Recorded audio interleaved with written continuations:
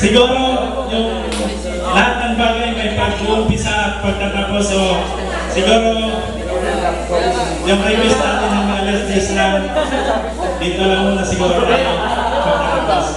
So maraming salamat po sa inyo mga kadete mula sa aming puso, no? Thank you, sir.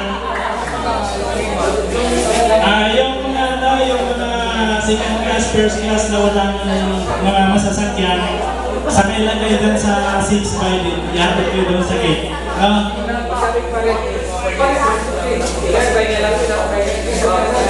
So, kung pwede lang mag-vlog yung mga wala sasakyan, no, kaya para mayatid.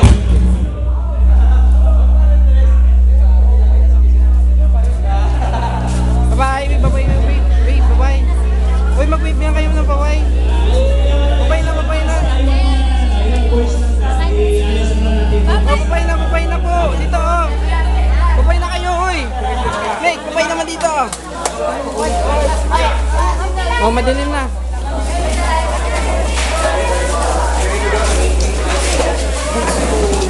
Uy, ingat.